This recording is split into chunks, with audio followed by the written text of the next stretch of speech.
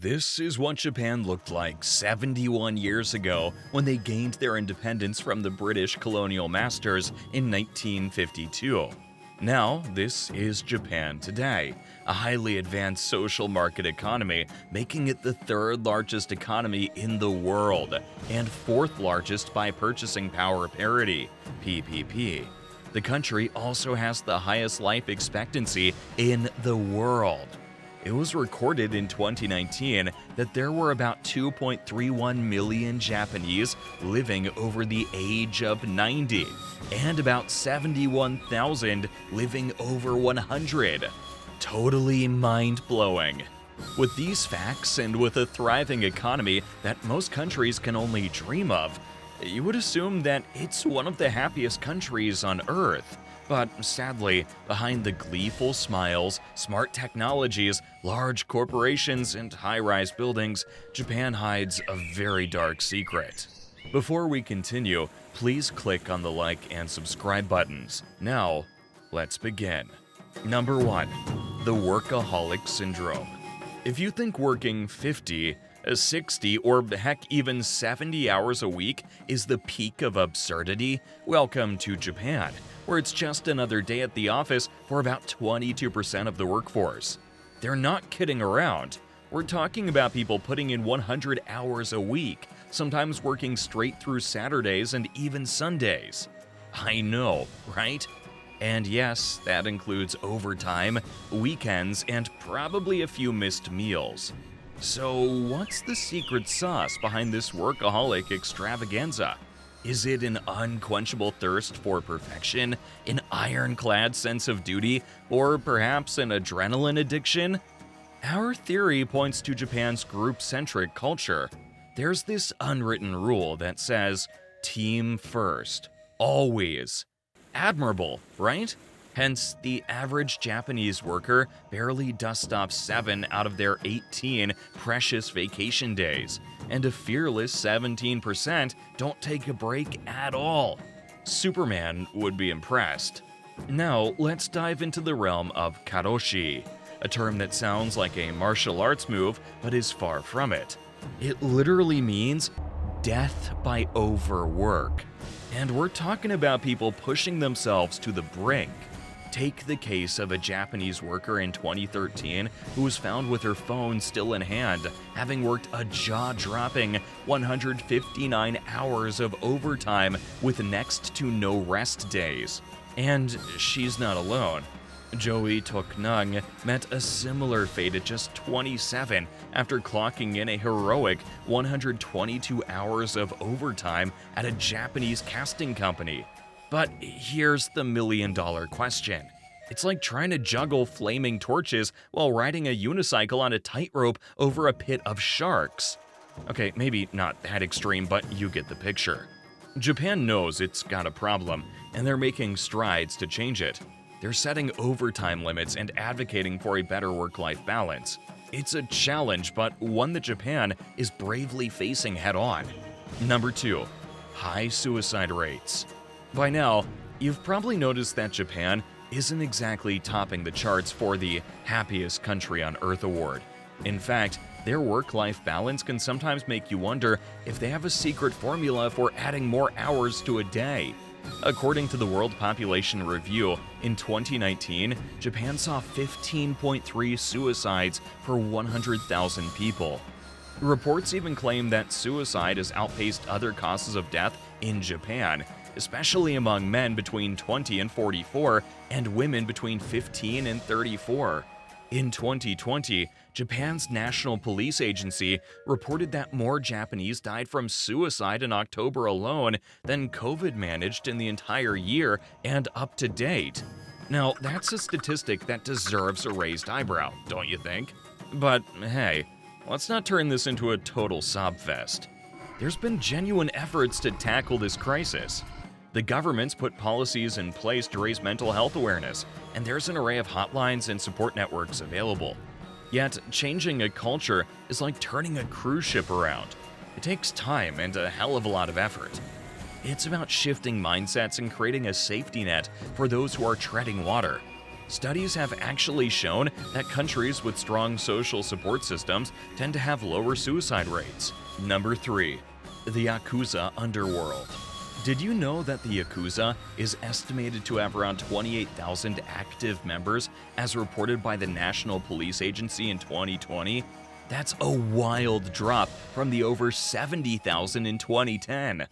But trust me, their practices still have that party animal energy in some corners of society. For instance, their largest syndicate is the Yamaguchi Gumi, one of the wealthiest gangster groups in the world engaged in gambling, human trafficking, and the adult industry. You're probably wondering, who are these guys? And what's their modus operandi? Well, imagine if street vendors and gamblers from the 17th century got a how-to gangster handbook. That's the Yakuza evolution story for you. From haggling over street prices to a full-fledged organized crime network with its own codes and rituals. It's like they went from playing Monopoly to Grand Theft Auto in the game of life. Now, let's get down to business. And boy, do they have a portfolio. They're not just your average gangsters with cool tattoos, they're into everything, from illegal gambling and drug trafficking to human trafficking and white-collar crimes. They've even got their fingers in legit businesses.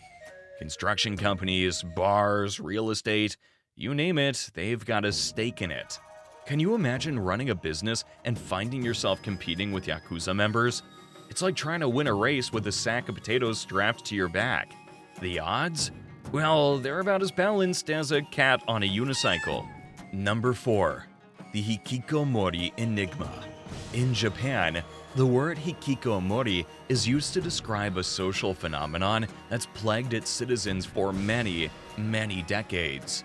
In simple terms, it translates to extreme social withdrawal.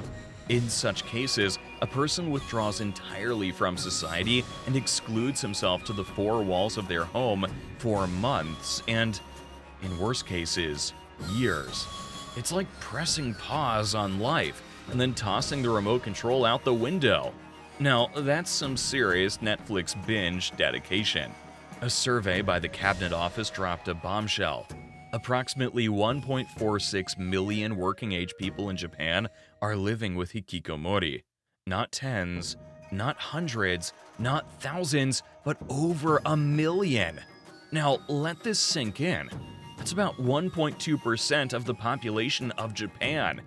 And if that isn't still shocking enough, that's 2 times larger than the entire population of countries like Malta, Belize, Iceland, and Barbados.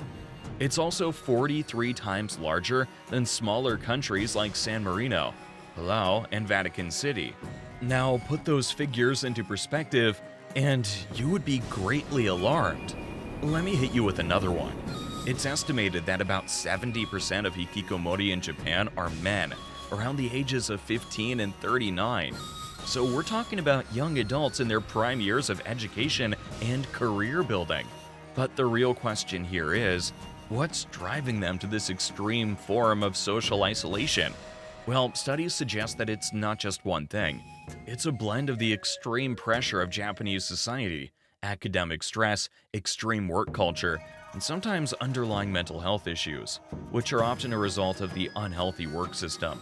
Imagine trying to navigate the high-stakes game of education and employment in a culture that places immense value on success and conformity. It can be overwhelming, to say the least. This is why a lot of people who get a taste of the more laid-back cultures abroad decide they'd rather stay there. Can you blame them? Returning to the pressure cooker can feel like they're going from a tropical beach to a snowstorm. And those who do return find it's like trying to fit a square peg into a round hole, but with way higher stakes. So what's being done about it? The Japanese government has, of course, launched various initiatives to address this issue. They've set up support centers and counseling services, and even introduced programs to help hikikomori gradually reintegrate into society. But it's no easy feat. It's one that requires a multi-pronged approach involving mental health support, family intervention, and societal understanding. Number 5. The struggles of marginalized communities. When we think of Japan, it's like a postcard come to life. the bustling streets of Tokyo, and the serene beauty of Kyoto. But let me tell you, it's not all cherry blossoms and tea ceremonies. There's a whole other side, one with stories of communities marked by discrimination. Now, have you ever heard of the Ainu people? They're Japan's indigenous population, mainly residing in Hokkaido.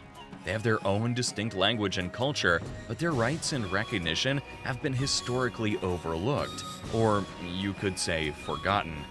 And here's the kicker. Their rights and recognition were like that one item you always forgot on your grocery list, overlooked until 2008. Moving on, let's talk about burakumen. Historically, this community held occupations associated with death and butchery, such as executioners and leather workers. Yeah, not your typical 9-to-5 gig, right? So due to the nature of their work, they faced severe social discrimination, and this led to a cycle of poverty and marginalization. But hold on, it's not all doom and gloom. Laws and policies have been enacted to protect the rights of these marginalized communities. The Ainu Cultural Promotion Act, for instance, was put into effect in 2019, aiming to preserve and promote Ainu culture and traditions. But the question remains, are these measures sufficient, and how can Japan strike a balance between progress and preserving its diverse cultural heritage? And that's a wrap for this video. But hold on, we're not finished yet. I'm dying to know what hit you right in the curiosity bone about Japan's dark secrets. Was it the forgotten Ainu, the work culture, or something else that made you raise an eyebrow? Share your thoughts in the comments below. And don't forget to like, subscribe, and share this video with your friends. See you in the next one, where we'll uncover more of the world's hidden gems. Or in this case, secrets. Until then, sayonara.